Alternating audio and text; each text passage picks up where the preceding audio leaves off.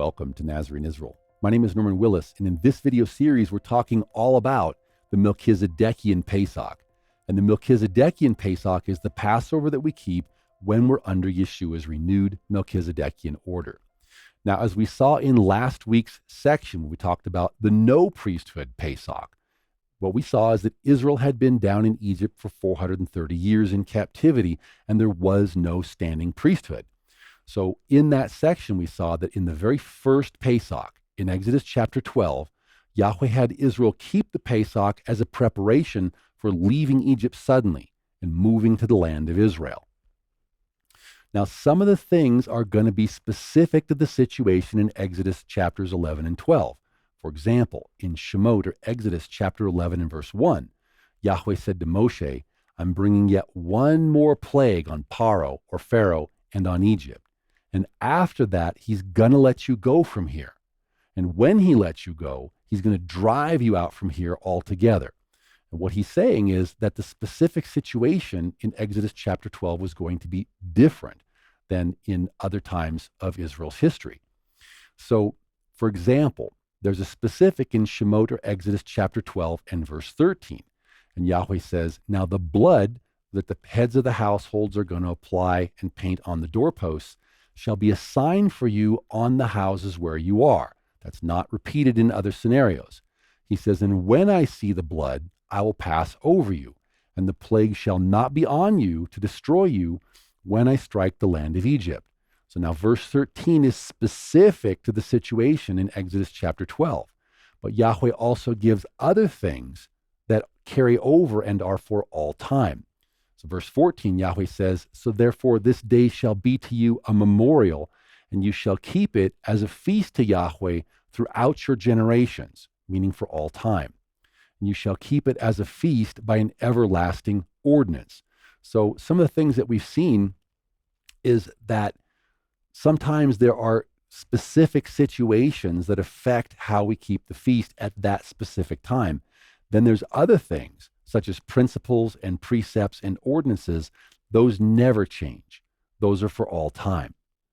But so now, what do you do if you've already left the land of Egypt, and you're already in the land of Israel, and you're no longer with no priesthood, but now you're under a Levitical order? How does that change Israel's observance of the Pesach? Stay with us and find out.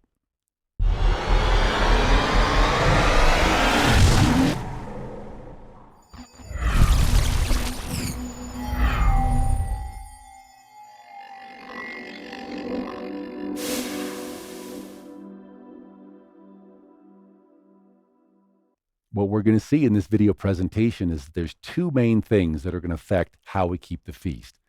One is, which priesthood are we under? And the second is, what are the specifics of the situation that we're dealing with? So what we're going to see here is that the specifics can change, but there's other things that are always going to remain the same. And sometimes they're called principles or precepts. Here we're going to see the new term ordinances. And while the specifics can change, the ordinances are always going to remain the same. So for some examples about some things that are never going to change about the Pesach, one is that Yahweh wants us to remove all the leaven from our houses and indeed from our properties. The second thing is we're supposed to eat only unleavened bread for 7 days, and that we're not allowed to eat anything leavened. We're also going to see that we're supposed to take the first and the last days of the feast off from work, and those are what are called the high days. The other days are called the intermediate days. We're supposed to assemble on those first and last days, or on those high days. And in fact, some people believe that's why we get those days off from work, is so that we can assemble. So we come here to Shemot, or Exodus chapter 12, continuing in verse 15. And Yahweh says, 7 days you shall eat unleavened bread. On the first day, the high day, you shall remove leaven from your houses. For whoever eats leavened bread from the first day until the 7th day, that person shall be cut off from Israel. And that's an immutable principle, or it might be called an ordinance. And on the first day, there shall be a set-apart rehearsal, or a set-apart gathering.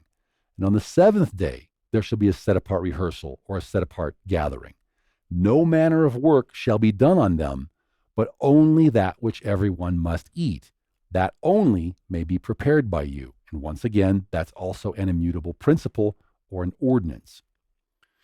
Now, in verse 24, Yahweh says, "And you shall observe this thing as an ordinance to you and your sons forever." So the fact that we keep the feast is an immutable ordinance, but the way we keep the feast might change from one priesthood to the next.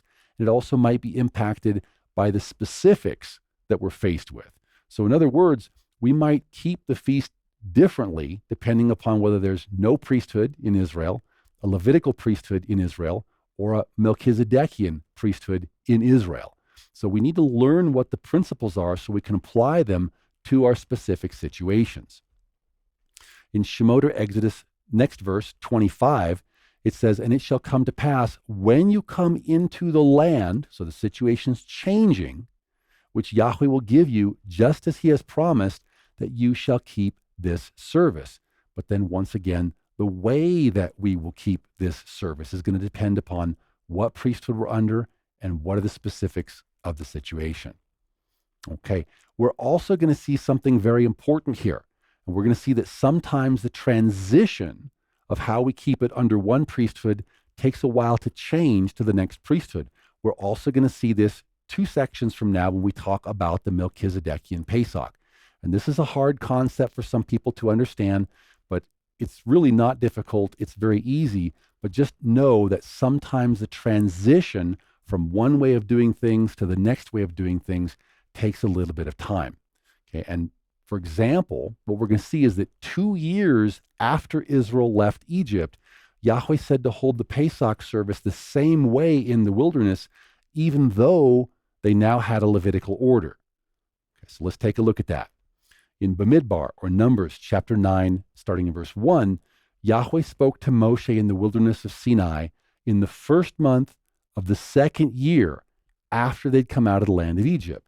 He said, "Let the children of Israel keep the Pesach at its appointed time."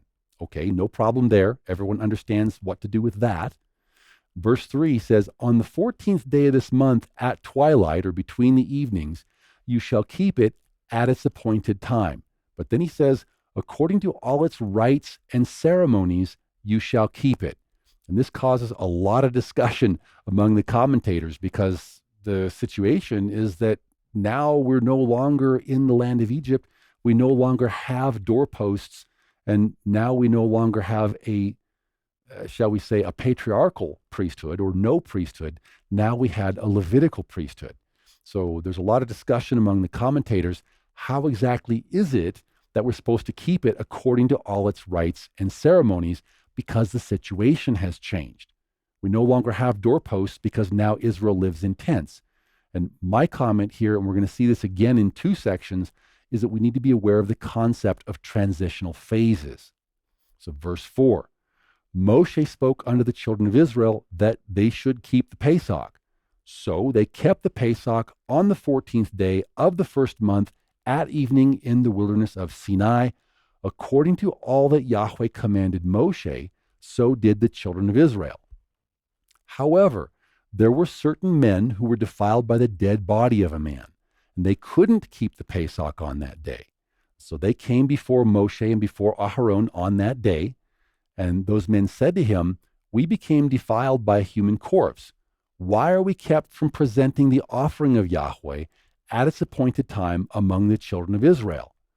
And Moshe said to them, 'Stand still, and I'll hear what Yahweh will command concerning you.' And Yahweh spoke unto Moshe, saying, 'Speak unto the children of Israel, saying, If any man of you, or of your posterity,'" meaning in the future, "shall be unclean by reason of a dead body," meaning they've come in contact with the dead, "or be in a journey afar off, yet he shall keep the Pesach unto Yahweh. The 14th day of the 2nd month at twilight, or between the evenings, they shall keep it, and eat it with unleavened bread and bitter herbs." So basically, keep it a month later. "They shall leave none of it until morning, nor break any one of its bones. According to all the ordinances of the Pesach, they shall keep it. But the man who is clean and is not on a journey, and he ceases to keep the Pesach, that same person shall be cut off from among his people, because he did not bring the offering of Yahweh at its appointed time. that man shall bear his sin. Okay, so people say, what are we talking about here? All right, well, so let's say that a family member dies or you come into contact with a dead body and they need to be buried. Yes, it does make you ritually unclean. However, it's not your fault that you missed the Pesach. So you can keep a second Pesach. We'll talk about this again when we get to the section on the Melchizedekian Pesach. Also, let's say if you're traveling, let's say on business, and the barley comes ripe much sooner than you expected. In other words, you didn't plan a trip to take place at the same time the barley becomes Aviv, but the barley just suddenly becomes Aviv. This happened just last year. The barley became ripe much sooner than anyone expected. Yes, you get another chance in that circumstance because it was a surprise. It's not really your fault. However, to answer another common question, this does not apply to the feasts of the seventh month because once the feasts of the first month are known, we know that the feasts of the seventh month come 6 weeks later, and we know those dates within a day or so. So it only pertains when there's a surprise. Now, another common question is, does this have anything to do with a woman's times of regular monthly cleansing? And the answer to that is no, because ritual defilement by means of coming in contact with the dead does invalidate the Pesach, but a woman's times of monthly cleansing do not invalidate the Pesach. And if we think about it, it really wouldn't help to delay things a month because if she's cleansing at this time of this month, she's probably going to be cleansing very similar times on the following month. So adding a month really wouldn't help anything. Now we talk about how Yahweh modifies some of the commandments depending upon the specifics. Yahweh does modify the commandments when we live in the land of Israel. He gives us some very situation-specific modifications around living in the land of Israel, and we need to obey those. And these are ones we need to remember because these are going to come into play again in two sections when we talk again about the Melchizedekian Pesach. So in Devarim or Deuteronomy chapter 12 and verse 1, Yahweh tells us something very important about when we live in the land of Israel. He says, "These are the statutes and the judgments which you shall be careful to observe in the land, which Yahweh Elohim of your fathers is giving you to possess all the days that you live on the soil." And so this is particularly applicable to anyone who's dwelling in the land of Israel right now. If the land of Israel is your home, these pertain to you. So he continues the same talk or the same monologue 4 chapters later in Deuteronomy or Devarim chapter 16. He says, "Observe the month of the Aviv," meaning the Aviv barley. He's not saying to keep the rabbinical calendar system or the Hillel 2 calendar. He's saying, observe the month of the Aviv barley and keep the Pesach unto Yahweh your Elohim. For in the month of the Aviv barley, Yahweh your Elohim brought you forth out of Egypt by night. He says, "You shall therefore sacrifice the Pesach unto Yahweh your Elohim of the flock and of the herd," and that's a change, "in the place which Yahweh shall choose to place his name there." Okay, so let's take a look. If we flash back here to Shemot or Exodus chapter 12 in verse 5, in the no priesthood Pesach, when the heads of houses were performing the sacrifice offerings and painting the blood over the doorposts, Yahweh said, "Your lamb shall be without blemish, a male of the first year. You shall take it from the sheep or from the goats." Okay, now those two animals qualify as the flock. So in Exodus, Yahweh allows only the flock, only the sheep and the goats. But here in the land of Israel, Deuteronomy 16 and verse 2, he says, "You shall therefore sacrifice the Pesach unto Yahweh your Elohim of the flock, sheep and goats, and of the herd," which also includes cattle. And he says this several times. He says, "in the place which Yahweh shall choose to place his name there." Okay. He says, "You shall eat no leavened bread with it. 7 days you shall eat unleavened bread with it, that is the bread of affliction, for you came out of the land of Egypt in haste, that you may remember the day in which you came out of the land of Egypt all the days of your life. And no leaven shall be seen among you in all your territory for 7 days, nor shall any of the meat which you sacrifice the first day at twilight remain overnight until morning." And he says, again, You may not sacrifice the Pesach within any of your gates, which Yahweh your Elohim gives you. So this is important because in the first Pesach, it had to be sacrificed within our gates because the males of the households painted the blood upon the doorposts. And Yahweh says, when we live in the land of Israel, that's a change. We're no longer allowed to do that. He says, but at the place where Yahweh your Elohim chooses to make his name abide, there you shall sacrifice the Pesach at twilight or between the evenings, at the going down of the sun, at the time you came out of Egypt. So this is very important. This is something we need to understand because part of the purpose of the Levitical order is to unify the nation around a blood altar. That's why Yahweh has the people come up to Jerusalem or wherever his name is abiding, but presently Jerusalem, 3 times a year, is it helps to unify the nation around a blood altar 3 times a year. He says, and you shall roast and eat it in the place which Yahweh your Elohim shall choose. He emphasizes it several times. And you shall turn in the morning and go to your tents. So once again, the purpose is to bring the whole nation together 3 times a year when we live in the land of Israel so that the nation becomes unified, because that's one of the functions of a Levitical order. Now we know that it's presently Jerusalem.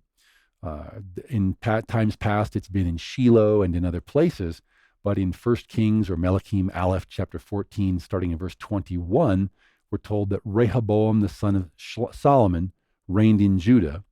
Rehoboam was 41 years old when he began to reign, and he reigned 17 years in Jerusalem, the city which Yahweh did choose out of all the tribes of Israel to put his name there. We also see in Zechariah chapter 1 and verse 17, says, again proclaim, saying, thus says Yahweh of hosts, my cities shall again spread out through prosperity. Yahweh will again comfort Sion and will again choose Jerusalem. And we believe that he did that in 1948 when the nation of Israel was born in one day. And then finally in Deuteronomy or Devarim 16 and verse 8, he says, 6 days you shall eat unleavened bread. And on the 7th day there shall be a set apart assembly to Yahweh your Elohim. You shall do no work on it. So again, he's repeating the ordinances or the things that remain immutable. Okay, so what are some of the changes that we've seen take place in between the no priesthood Pesach of Exodus 12 and now we're coming to the Levitical Pesach? What are some of the changes?